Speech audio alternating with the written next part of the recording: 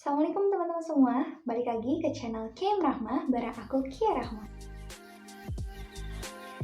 BTW udah lama banget ya aku nonton channel ini. Sorry karena beberapa alasan dan beberapa kegiatan juga aku nggak sempat untuk konten di channel ini. Tapi buat kalian yang mau sharing-sharing di video ini atau di channel ini, boleh banget nih komen di kolom komentar ya sesuai judul Success Before 30. Nah, gimana sih caranya? Sebenarnya itu kembali lagi sih ke teman-teman maunya ngambil langkah mana, karena kategori sukses itu menurut orang berbeda-beda loh. Mungkin menurut Rahma sukses itu tidak bergantung kepada orang tua, mandiri, dan lain sebagainya gitu ya. Tapi mungkin menurut teman-teman itu beda. Nah, gimana sih caranya atau langkah-langkah untuk kita bisa menuju sukses? Sebelum itu, teman-teman harus tahu apa yang mau teman-teman capai. Nah, di sini contohnya nih, aku punya cita-cita yang sangat besar yang mungkin sulit untuk digapainya tanpa uang misalnya. Nah, akhirnya aku berpikir gimana nih caranya biar aku bisa menghasilkan uang sendiri tanpa bergantung orang tua. Di situ aku mengambil langkah untuk berbisnis. Gimana sih caranya berbisnis? Padahal kan ilmu masih minim. Gimana sih caranya sukses sebelum kita wisuda? Bisa kok. Nah, kalau aku di sini ambil langkah yang pertama bisnis. Nah, bisa teman-teman lihat nih, company profile Kia Store by Kia Rahma. Mungkin sebagian besar teman-teman belum kenal ya sama Kia Store. Sekarang yuk kita kenalan sama Kia Store. Nama pemilik Rahma Fitri, yaitu saya sendiri. Nama perusahaan Kia Store by Kia Rahma. Alamatnya di Halo Mart SC Rahmah Padarang, Jalan Cijenjing nomor 18, Desa Kertamulya, Kecamatan Padarang, Kabupaten Bandung Barat. Mungkin teman-teman penasaran kok logonya itu sih. Nah, penjelasannya di sini font dipilih seakan-akan melambangkan huruf J dan K yang maknanya itu adalah jaya dan kemakmuran. Kenapa dipilih fontnya tuh K-nya tuh nggak nyambung? Nah, ini alasannya ya teman-teman. Itu terdiri dari dua kata, yaitu jaya dan kemakmuran. Akhirnya huruf K yang terbentuk itu seperti terpisah huruf J dan K.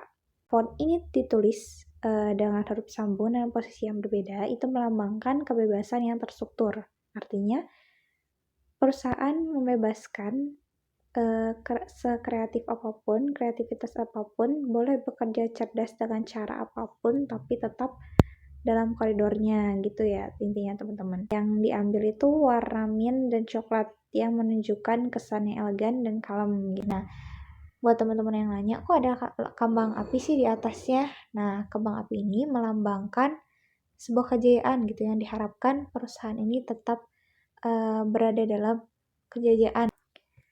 Selanjutnya, visi misi dari Kia Store sendiri, visinya menjadikan perusahaan yang memakmurkan muslim dan makmur bersama muslim. Gimana sih maksudnya? Jadi, perusahaan ini bertujuan untuk memakmurkan sesama muslim gitu ya teman-teman. Jadi, kita makmur bareng-bareng, kita jaya bareng-bareng gitu. Misinya yang pertama, menjadikan kepuasan konsumen sebagai tujuan. Kalau misalnya konsumen puas, maka penilaian konsumen itu akan baik terhadap suatu perusahaan. Yang kedua itu bekerja sama dengan sesama muslim. Yang ketiga, membantu perekonomian muslim dengan cara bekerja sama baik dengan UMKM maupun perusahaan besar, dan pada perseorangan bila berpotensi akan menjadi pegawai atau reseller. Kita tidak pilih-pilih ya, kita tidak memandang bulu kita harus bekerja sama dengan perusahaan besar saja, tapi kita juga bekerja sama dengan perusahaan yang masih kecil gitu, usaha mikro kecil menengah. Bila perseorangannya gimana? Nah, kalau misalnya dia berpotensi dan dia juga minat, dia bisa menjadi pegawai atau dia bisa menjadi reseller. Kita bekerja dan belajar bersama di sini gitu untuk sama-sama sukses gitu ya. Nah, gagasan bisnisnya, kok bisa sih milih bisnis di bidang ini gitu? Karena dulu lucu ya sebenarnya sejarahnya gitu.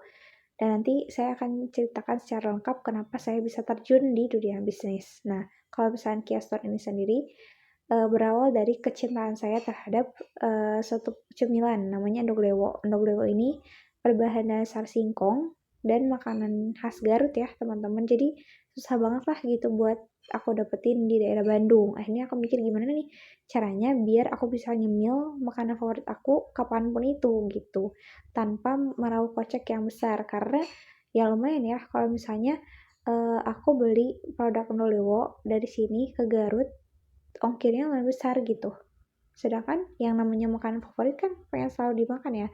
Akhirnya aku open just tip buat teman-teman. Akhirnya teman-teman nanya lagi Ndolewo, ya why not gitu, aku masarin juga. Akhirnya kita kerjasama masarin Ndolewo dan keripik kaca. Di tengah jalan kita ketemu sama Ci Ijah dan Ci Imas. Di situ aku cobalah semua produknya dan terjamin ya kehalalannya gitu. Dan aku juga udah coba, bahannya juga bagus, kualitasnya bagus. Oke, kita kerjasama. Aku memasarkan produk Ci Ijah dan Ci Imas juga, dan akhirnya terbentuklah Kia Store yang memasarkan produk-produk cemilan khas Garut gitu ceritanya.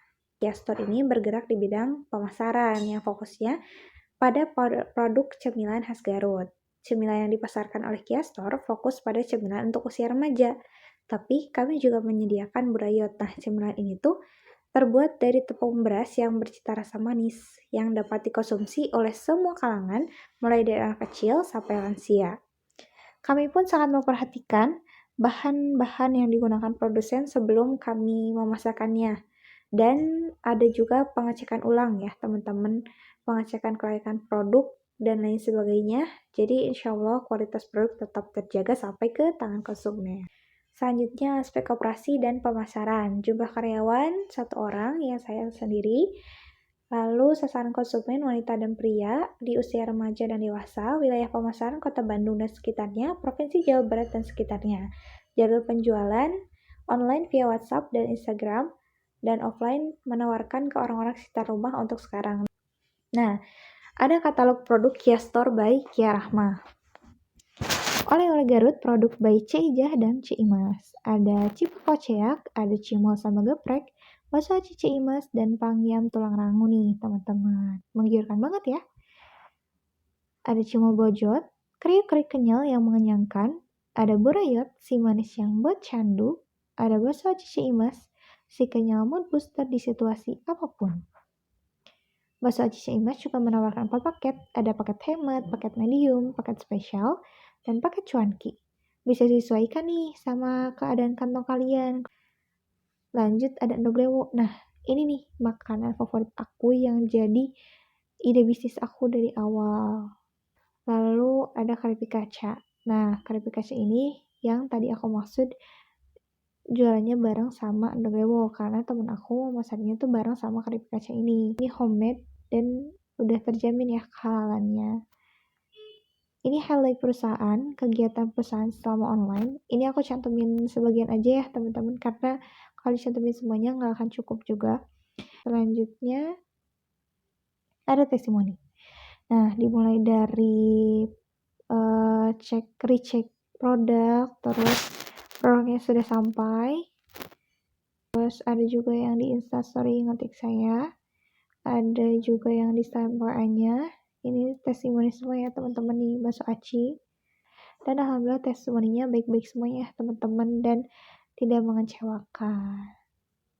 Buat teman-teman yang kepo dan buat teman-teman yang mau coba, boleh banget nih langsung hubungi aja WhatsApp yang tertera 0888 620 7781 atau ke WhatsApp 0877 0014 6224. Atau boleh nih langsung aja DM ke Instagram Kia Store atau Kia Rahma. Kalau misalnya kalian masih kepo nih tentang Kia Store, boleh banget nih tanya-tanya di kolom komentar ya. Yuk kita langsung lanjut ke sejarah kok bisa sih aku terjun ke dunia bisnis. Check it out. Oke, di sini aku bakalan jelasin atau bisa bilang flashback lah ya. Kenapa bisa sih seorang Rahma itu bisa terjun ke dunia bisnis? Pertama itu diawali dari aku waktu SMA kelas 2. Jadi waktu itu aku jadi koordinator kesehatan di asrama dan sekolah. Nah, orang-orang di sana tuh udah berkegantungan sama obat kimia. Akhirnya aku berpikir, karena obat kimia itu nggak baik kalau misalnya dikonsumsi secara terus-menerus. Akhirnya sering tuh silaturahim ke sekolah dulu atau sekolah waktu aku SMP. sharing lah sama Ustadz. Dan di situ aku dikenalin sama produk herbal namanya HNI HPAI. Mungkin di sini teman-teman udah banyak yang tahu ya pastinya tentang produk itu. Dan akhirnya aku diedukasi tentang itu, aku masuk member dan aku juga mengedukasi santri-santri di sana, anggota-anggota yang aku urusin sebagai koordinator kesehatan waktu itu.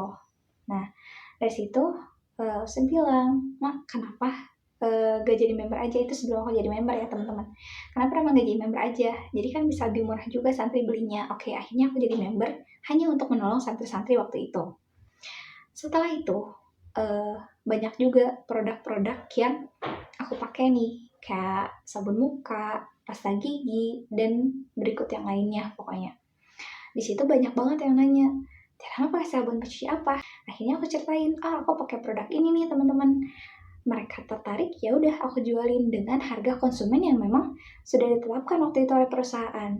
Nah, aku nggak ngeluarin uang yang dengan sengaja tanpa modal besar lah bisa dibilang ya teman-teman. Tapi dalam sekejap pun bakal balik lagi modalnya gitu, karena bisa dibilang cuma just tip doang lah. Dari situ mulai akhirnya kerasa sama aku karena uang jajan aku makin sini makin gede ya.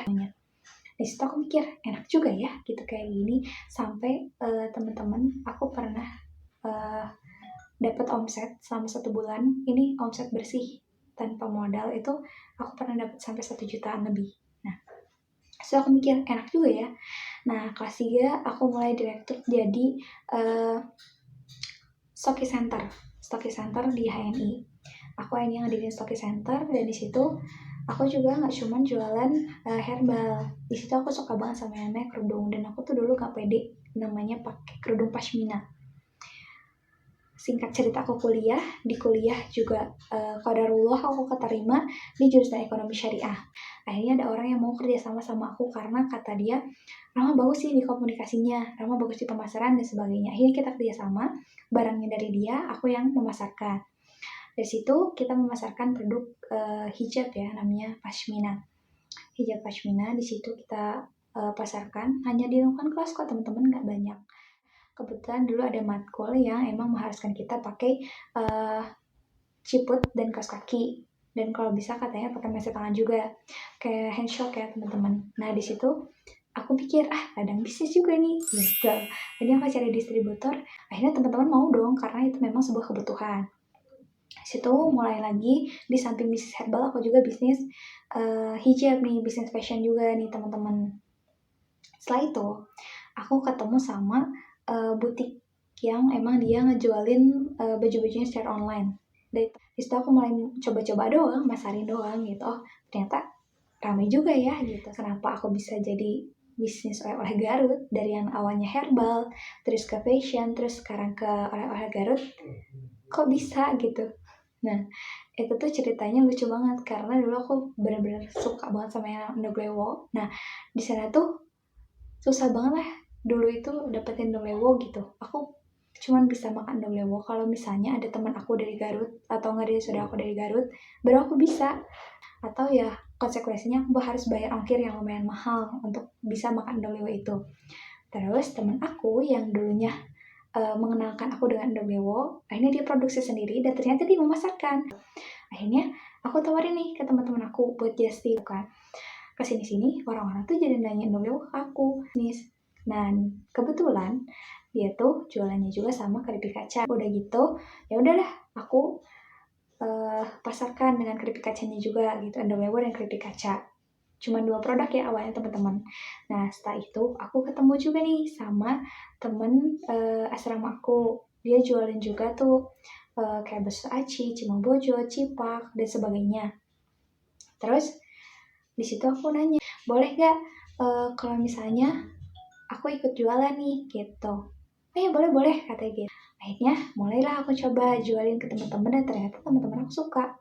Di situ aku pikir ladang bisnis lagi nih gitu. Karena jujur ya teman-teman, kalau misalnya di dunia bisnis itu nggak ada yang nggak mungkin kalau misalnya kita tuh lagi bener-bener bosan mumet, kayak lagi malas aja gitu buat bisnis gitu. Misalnya kayak di herbal, meskipun kalau misalnya nih bisa dibilang istiqomahnya tuh di herbal ya, aku dari awal sampai sekarang. Kerudung pashmina aku juga sempat vakum, terus handshock, ciput dan lain-lain aku juga sempat vakum sementara. Dan alhamdulillah ya teman-teman, semenjak aku vakum dari hijab dan ciput, handshop dan sebagainya, aku menemukan ada bisnis baru. Nah ini dia nih, bisnis oleh-oleh Garut yang kerjasama bareng Cimas, Cija, dan teman aku sendiri. Jadi buat teman-teman yang punya ide bisnis atau punya langkah-langkah sukses menuju kesuksesan yang kali ini gapai, boleh share juga ya. Siapa tahu itu bisa bermanfaat buat teman-teman lainnya.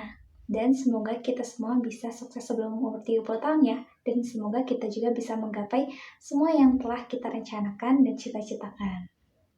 Terima kasih buat teman-teman semua yang udah nonton video ini sampai akhir. Dan jangan lupa like video ini, share ke sosial media kalian, dan jangan lupa subscribe juga ya teman-teman. Dan kalau misalnya kalian mau share tentang apapun di channel ini, boleh banget. Cukup tulis di kolom komentar aja ya teman-teman. Insya Allah kalau misalnya nanti aku ada waktu, aku bakalan bikin video buat teman-teman semua. Makasih. Wassalamualaikum warahmatullahi wabarakatuh. See you.